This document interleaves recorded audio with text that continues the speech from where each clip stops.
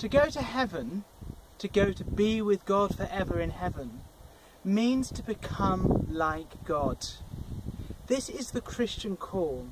It's the call to what is called divinization, to be sons of God, to share our nature, to share in God's nature in as much as we're able to.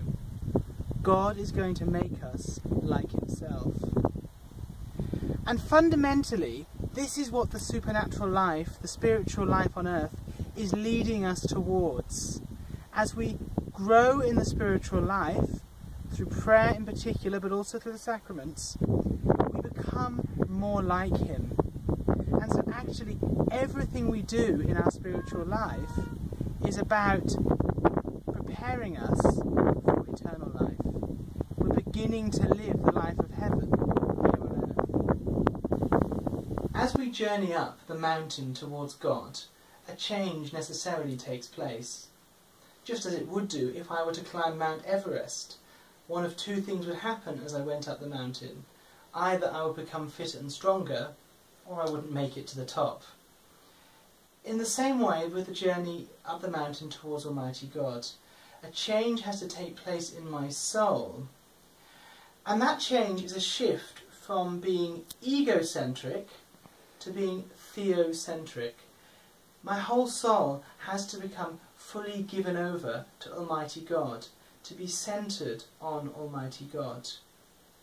And that shift is necessarily something which is uncomfortable, and yet at the same time it's something deeply life-giving, because as I become more theocentric, I encounter that actually that is what I'm made for, and my fullness of happiness cannot be achieved until I come to rest in the happiness of being centred on Almighty God.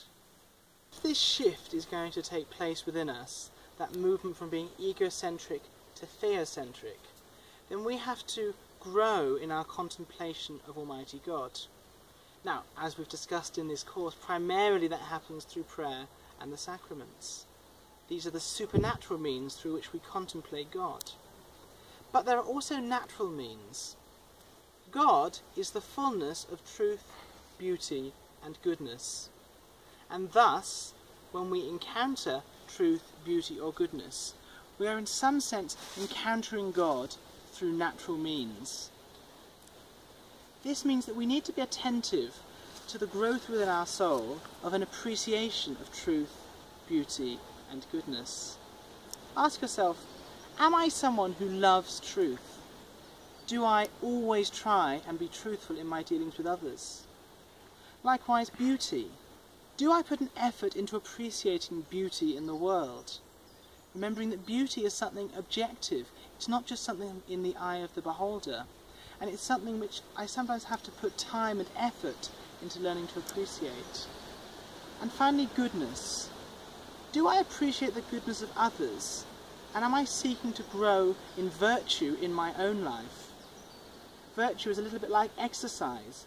The more we try and exercise virtue, the stronger we become in that particular virtue, and thus we become better people. We grow in goodness. If we are genuinely and authentically seeking to grow in our appreciation of truth, beauty, and goodness, then we are growing in our appreciation of God.